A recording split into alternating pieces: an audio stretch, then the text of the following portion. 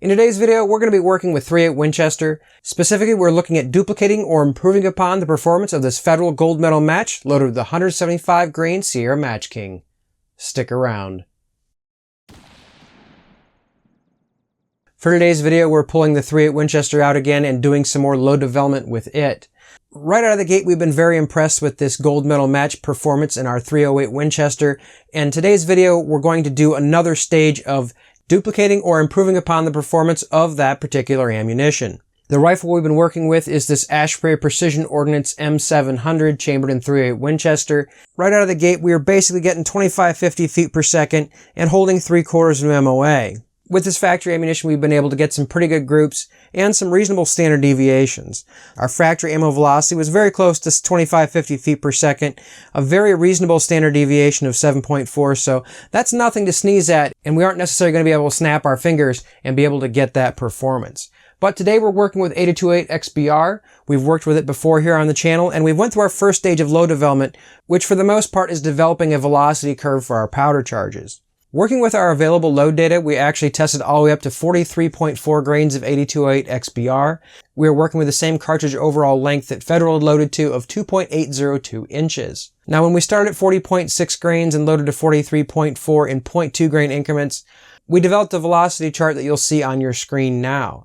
If we were looking to match the performance of our factory ammunition, 2550 feet per second is probably the target velocity that we should have been going for. Seeing a node up higher towards our max charge, we were going for a little bit of extra velocity today, and we got a little bit greedy. Instead of really looking for duplicating our factory performance as far as velocity was concerned, we actually decided to load up higher for today's testing. For today's testing, we are using the Federal brass that came in our factory loaded ammunition.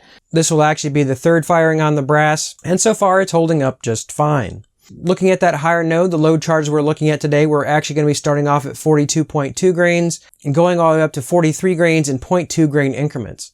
Seeing as we only actually have 15 cases of our factory ammo we're reloading, we are cheating a little bit today to our usual standard, and we are actually only using 3-shot groups. Not my favorite thing to do, but one of the favorite things I've heard about 3-shot groups before is you don't necessarily know if a load is good with 3 shots, but you certainly know if it's bad. And that's a little bit of the strategy we were going with for today. If we didn't get reasonable performance up at our higher loads, we can certainly go back down and see if we can get back to that 2550 feet per second where we had such good performance before. Sticking true to Federal's form, the primers we're using today is the Federal 210M large rifle match primers.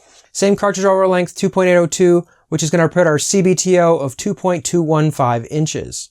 IMR 8208 XBR is what we're using for our powder today, as what we've done most of our development with so far. We have changed a couple of things in our Remington 700 platform. From when we initially shot this ammunition, we've actually upgraded our stock in the back.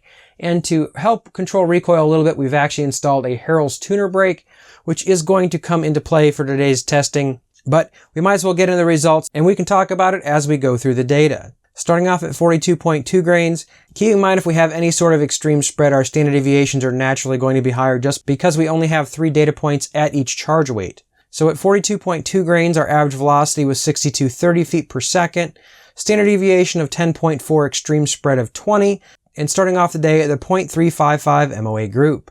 At 42.4 grains, we increased our velocity only slightly to 2633 feet per second. Standard deviation dropped to 8.1, extreme spread of 15.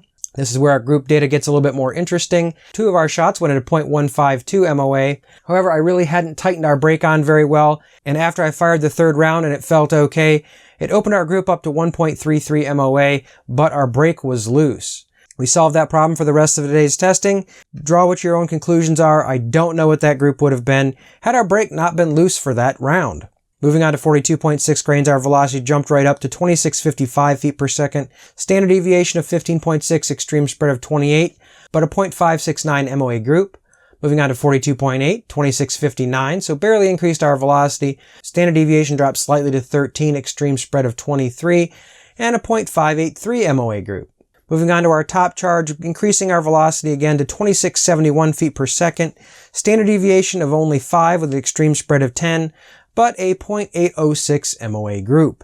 It was just a little bit warmer for today's testing, so having a slightly higher velocity than what we achieved during our initial load development shouldn't be a huge surprise, but overall, our velocities are pretty close to what we got in our initial velocity curve. The best standard deviation was at our max charge of 43 grains, though I'm not sure that overall that should have been our best performance. The downfall of 3-shot groups, it's really easy to tell if you've got a bad load, but it's not so easy to nail down whether or not we had a good load or not. Nothing really stuck out as the most spectacular load we've ever loaded.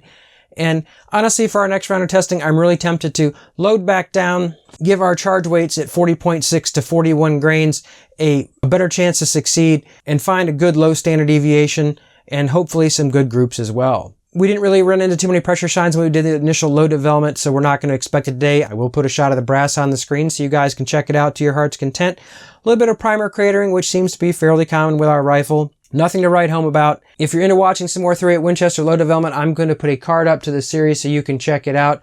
If you're interested in more load development, make sure you subscribe to the channel. Hit the bell icon so you get notified when I post next week's video. Check out one of these other videos that YouTube thinks you're going to enjoy.